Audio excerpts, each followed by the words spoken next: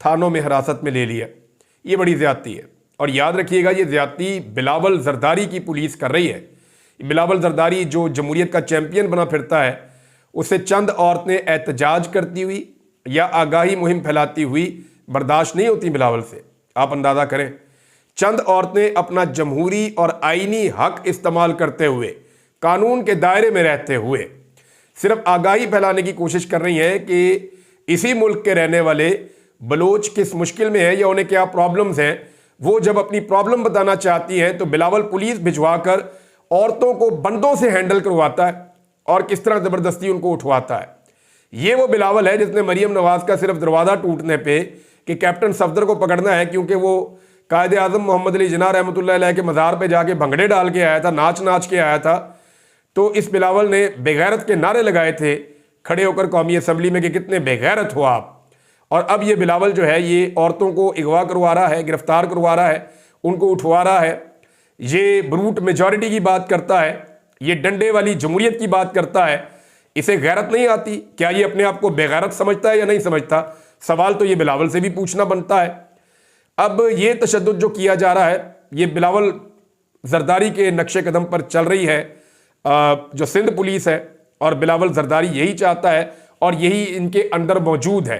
ये अंदर से डिक्टेटर हैं सारे, ऐसे ही हैं ये सारे के सारे। सिंध के अंदर ही नाज़रीन एक और खबर है, आप खबर सुनेंगे आप हैरान हो जाएंगे।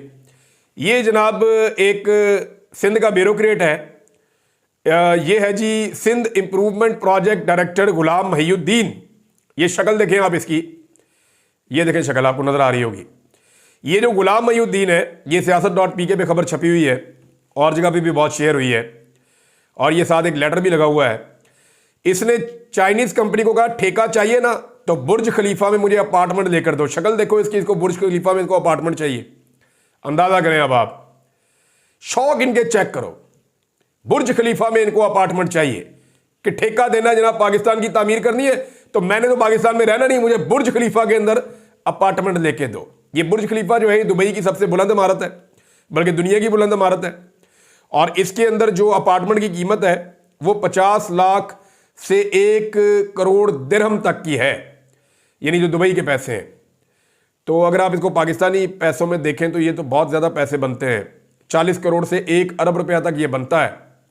ये इतनी महंगी वहाँ पे जो है प्रॉपर्टी है, और इसको वहाँ पे अपार्टमेंट चाहिए। 2 कमरों वाला अपार्टमेंट बता रहा हूँ मैं आपको, जो सिंपल अपार्टमेंट है, और जो बेहतर लोकेशन वाले ठीक अपार्टमेंट है वो तो 1-1 कमरे वाला बहुत महंगा है, जो लग्जरी अपार्टमेंट्स है।